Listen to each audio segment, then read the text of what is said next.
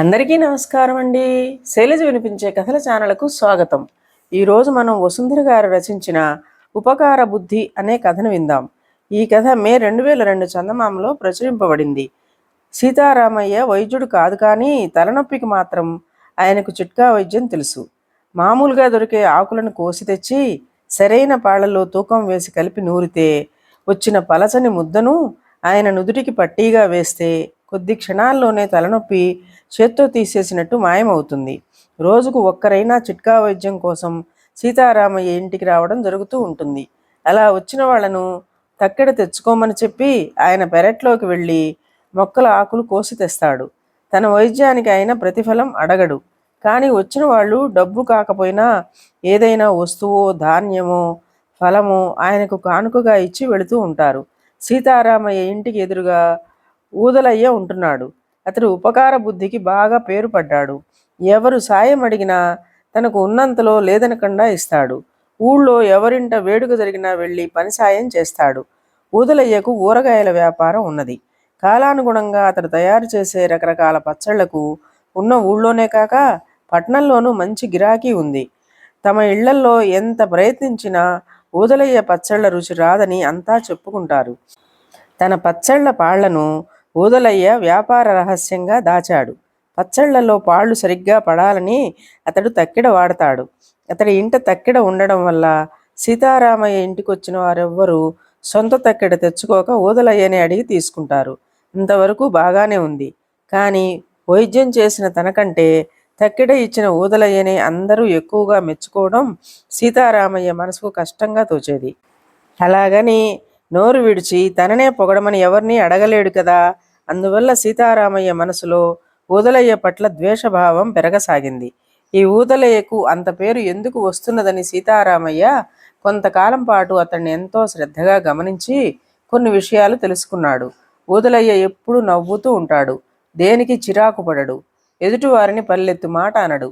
అయితే వ్యాపార విషయంలో మాత్రం చాలా ఖచ్చితంగా ఉంటాడు. తను చెప్పిన ధరకు పైసా తగ్గించడు. పచ్చళ్ళు అరువుగా ఇవ్వడు. అతడే సాయం చేసినా డబ్బు ఖర్చు లేనిదే. ఉచితంగా సలహాలిస్తాడు. అవసరమైన చోటుకు వెళ్ళి పనులు చేస్తాడు. పట్నం వెళ్ళినప్పుడల్లా అడిగిన వారికి వారిచ్చిన డబ్బుతో సరుకులు కొని తెస్తాడు.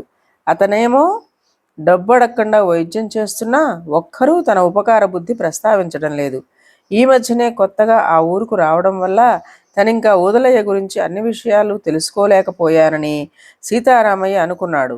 కానీ ఆయన మనసులో మాత్రం ఏదో ఒక రోజున ఊరి వారందరూ తన ఉపకార బుద్ధిని పొగిడి ఊదలయ్య పచ్చి వ్యాపారి, స్వార్థపరుడిని ఆడిపోసుకోగలరన్న ఆశ ఉన్నది. ఇలా ఉండగా ఒక రోజున సీతారామయ్యకు తలనొప్పి వచ్చింది. కణతలు నొక్కుకున్నా మజ్జిగ దాహం పుచ్చుకున్నా అది తగ్గలేదు.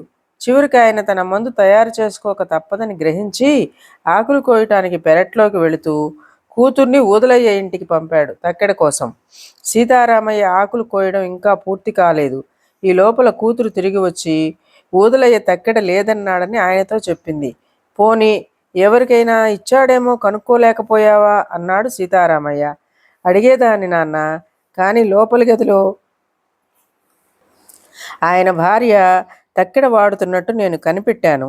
మనకివ్వడం ఇష్టం లేదన్నాడని తెలిసాక ఎవరికైనా ఇచ్చావా అని ఎలా అడిగేది అన్నది సీతారామయ్య కూతురు.